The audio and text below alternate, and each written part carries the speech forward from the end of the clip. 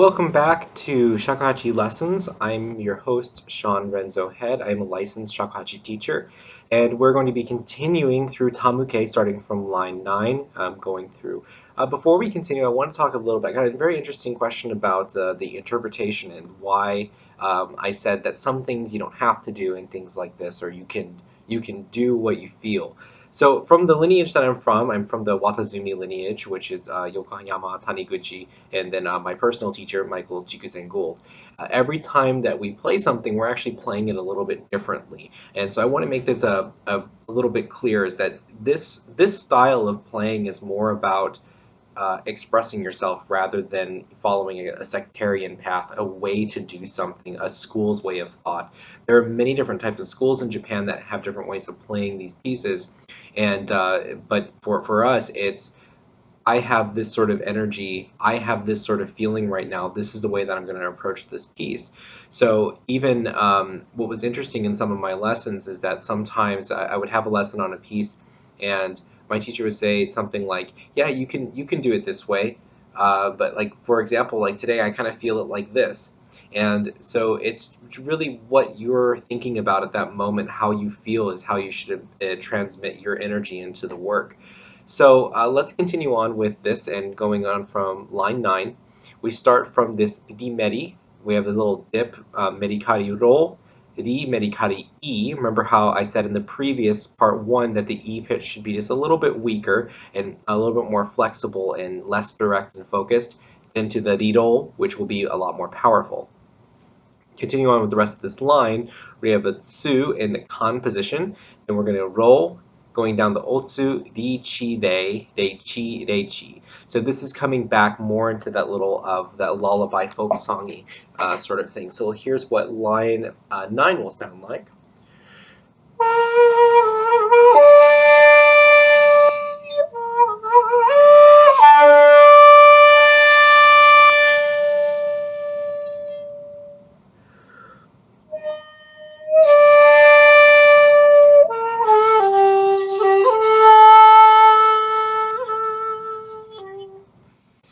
Now, what I wrote down here, this is actually my the score that I'm using for Tamuke is my one that I use when I learned this piece. So here I wrote you quickly start the next line. Part of the Japanese is cut off at the bottom, and the so here from right at this end here, it's a quick breath into the kan.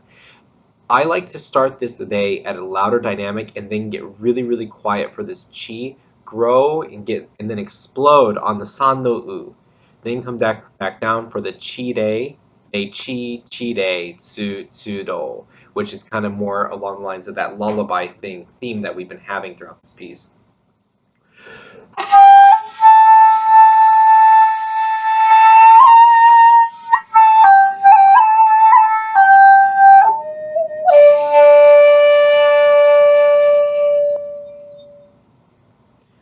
And then for the next line, it's not as quick into it, but then we drop down to this di ro tsu ro re chi re tsu ro.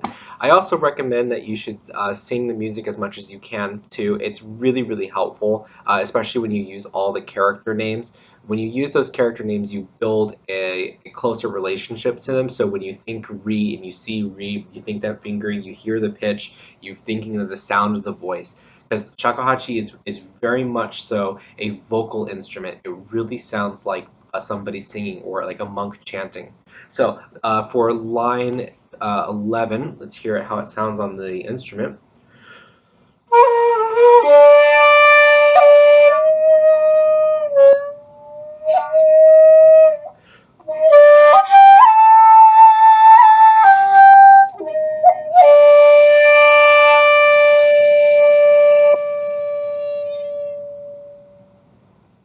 And one thing I noticed about what I did with this, I actually popped 5 in the beginning of this line 11, and that's something that you can do or not do. It's up to you and how you feel that at that moment of playing it. So going on to line 12, this is the final section of music that I'm thinking about. I think about this piece in 4 different sections. So here we have this roll with a little bit of a break, they a little bit of a break, chi ni meri roll and then we're going to drop down to the otsure, de chi, chire. And then we're going to quickly go into this line 13, which is actually the same as line 10. So I will play line 12 and line 13 together for you.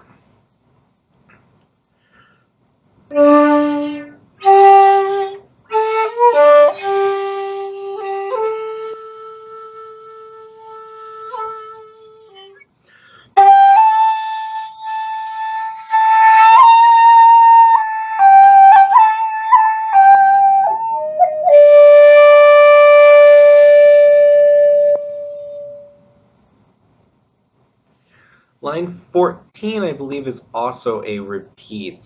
I can't remember which one, but it's also a repeated line. Yeah, here it's the same as number 11.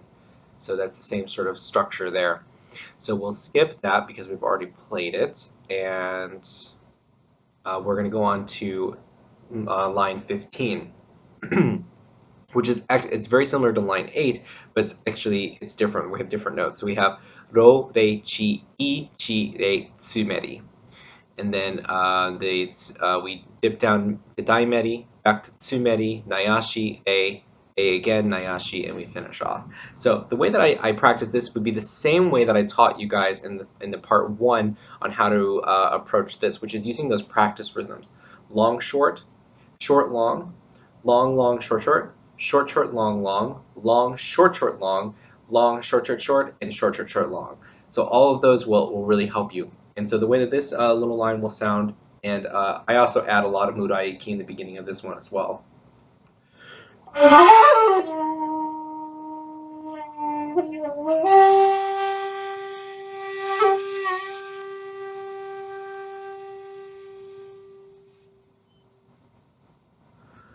And then we continue on with line 16, and we have the ro daimeri in the beginning, ro, repeating the ro, and then we have the nayashi, jumping up to ri, dipping down, ro, re, chi, which is similar to another line we have, ri, chi, re, nayashi, and finishing off. So this is how this line will sound, dipping way down in the beginning to make sure that we get that daimeri in a good pitch.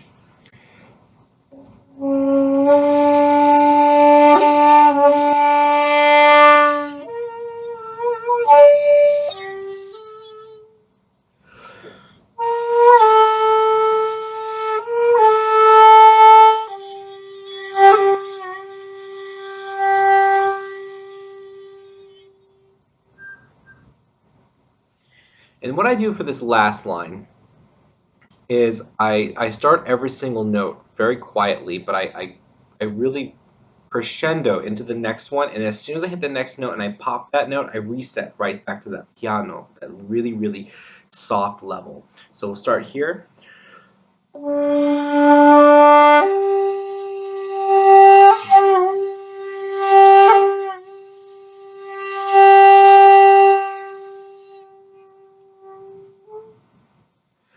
And so this little part here is really soft. It's not trying to lead you to play sharp, but it does help to actually think of like coming out a little bit kari, and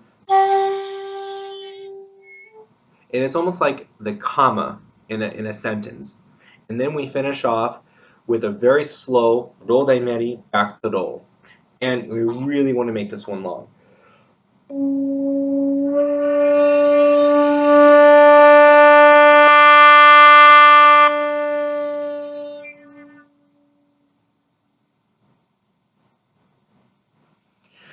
And actually, it's kind of funny what I wrote here in Japanese. It says that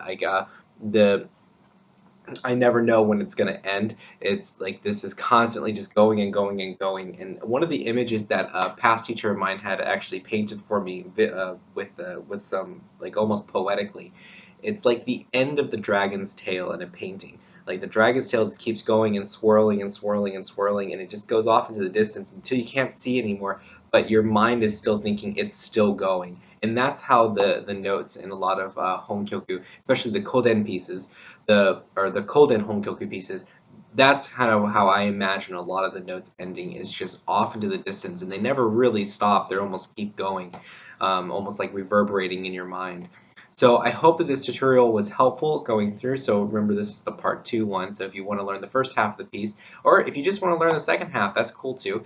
Uh, but make sure you watch both of them, part one, part two, and let me know in the comments below what pieces that you're interested in, techniques that you're confused about, tips and tricks, anything that you would like to know about. Just put it in the comments, and if I know how to do it and how I know how to help you out, I will make a video of it. So thank you so much for checking out the video. Make sure to like and subscribe. And if you're interested in private lessons, be sure to go to shawnheadmusic.com and go to that contact form at the bottom of the page and just send me a message saying that you would like to start lessons.